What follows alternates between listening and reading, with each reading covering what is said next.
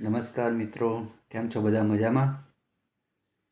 2026માં આપણે જે mobile update થાય, અવારનવાર અપડેટ આવતું હોય એન્ડ્રોઈડ મોબાઈલમાં, 2026માં આપણે પણ કંઈક અપડેટ કરવું છે.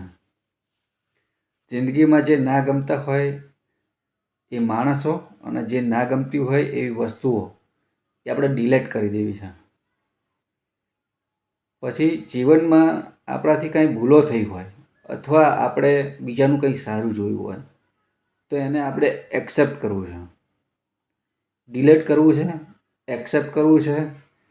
ને ત્રીજું, આપણે જીવનમાં અમુક જે પાસ્ટ એટલે કે આપણા ભૂતકાળની અંદર કાંઈ બની ગયું છે, કોઈની જોડે અબોલા થઈ ગયા હોય, કાંઈ બીજું ત્રીજું હોય, કોઈ દુઃખદ ઘટનાઓ બની ગઈ હોય, એ બધું એને આપણે ફોરગેટ કરવું છે 100%.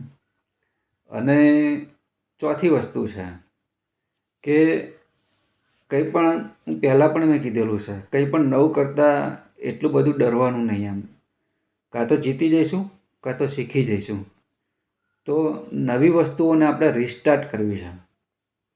જેમ મોબાઈલમાં આ બધા ફીચરો આવે છે, તો એ મોબાઈલમાંથી જોઈને આપણે શીખવું છે કે આટલા ફીચરો આપણી અંદર પણ છે જ, પણ હવે આપણે એનો ઉપયોગ નથી કર્યો અત્યાર સુધી, અથવા કર્યો હશે તો એનો ઉપયોગ વધારી દઈએ. ક્યારેક ક્યારેક જરૂર પડે ત્યારે ડિલેટ પણ કરી નાખીએ, જ્યારે જરૂર પડે ત્યારે ફોરગેટ પણ કરી નાખવાનું, જરૂર પડે ત્યારે એક્સેપ્ટ પણ કરી નાખવાનું. અને કંઈક નવું જોઈએ, જાણીએ તો આપણે આપણી લાઈફમાં એને રિસ્ટાર્ટ કરી અને ઓપન કરીને એને યુઝ કરવાનું. તો આપણે મોબાઈલમાંથી આ 4 વસ્તુ આપણે શીખવી છે. ખાલી આપણે જન્મ્યા, જીવ્યા અને મર્યા આટલું આપણે નથી કરવું. ભગવાને આટલો સરસ અવતાર આપ્યો છે, તો પછી આપણે કંઈક સારું જીવન જીવી જઈએ, બીજાના માટે એક આદર્શ ઉદાહરણ બની શકીએ એવું આપણે જીવી જવું છે. અને આપણે જો લાઈફમાં કોઈને આદર્શ રાખ્યા હશે અથવા કોઈની એમ કહેવાય કે કોઈ ગુરુ હોય, કોઈ વ્યક્તિ હોય કે આપણા કોઈ પરિવારના હોય, કોઈ વડીલ હોય, જેનું પણ જીવન આપણે જોયું હોય અને એને આદર્શ રાખ્યા હોય કે આ આવી રીતે વર્તે છે, આવી રીતે કરે છે, એને આપણે આજે યાદ કરતા હોઈએ વર્ષો પછી પણ. તો એવી રીતે આપણે જીવી જવું છે.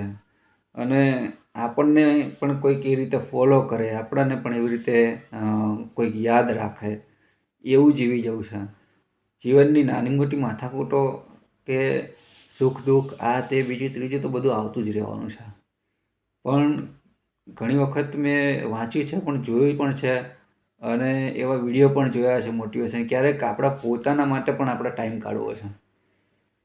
હું પણ દરરોજ કે અમુક વખતે દરરોજ એકલો અમુક સમયે 5-10 મિનિટ કંઈ પણ કામકાજ હોય બધું બંધ કરી, સ્ટોપ કરી અને 5-10 મિનિટ પોતાના માટે કાઢું. ગાર્ડનમાં જવું, બેસું, શું નવા વિચારો, શું મારી આસપાસ ચાલી રહ્યું છે, શું કરવા જેવું છે, શું ડિલેટ કરવા જેવું છે, શું ફોરગેટ કરવા જેવું છે, એ બધું વિચારતો, એ બધું કરતો હોઉં છું. અને એમાંથી આપણે કેટલું 1%, 2%, 5%, 25%, 50% કેટલું આપણે કરી શકીએ છીએ, જેટલું કરી શકીએ અને એટલું આપણે ઇમ્પ્લિમેન્ટ કરવાની જરૂર છે. તો દરેક સમયે આપણે અપડેટ રહેવું પડશે. જેમ મોબાઈલમાં અપડેટ આવતા હોય છે, એમ આપણે પણ હવે અપડેટ રહેવાની જરૂર છે. હોય જીવનમાં ક્યારેક નાની મોટી ભૂલો પણ થઈ જતી હોય, આવી પણ જતું, સુખ દુઃખ પણ આવી જતા હોય, પણ એનો મતલબ એ નથી કે આપણે એમ ને એમ જ પડ્યા રહેવાનું કે આ તે. પણ એનાથી આગળ વધી અને કંઈક નવું રિસ્ટાર્ટ કરવું છે. તો આજે મારે આ મોબાઈલ વિશે આપણે રોજ યુઝ કરીએ છીએ, તો આ 4 શબ્દો મને કહેવાની ઈચ્છા હતી, તો મેં કીધું લાવો આપણે શેર કરીએ. કીધું કંઈક નેગેટિવ હોય એને ડિલેટ કરીએ, કંઈક સારું હોય એને એક્સેપ્ટ કરીએ, કંઈક પાસ્ટ આપણું જે ખરાબ ફ્યુચર પાસ્ટ હોય, ભૂતકાળ હોય આપણો, એને આપણે ડિલેટ કરીએ, ફોરગેટ કરીએ. અને કંઈક નવી વસ્તુ હોય તો એને આપણે રિસ્ટાર્ટ કરીએ, ચાલુ કરીએ, અપનાવીએ. જય હિન્દ, જય ભારત.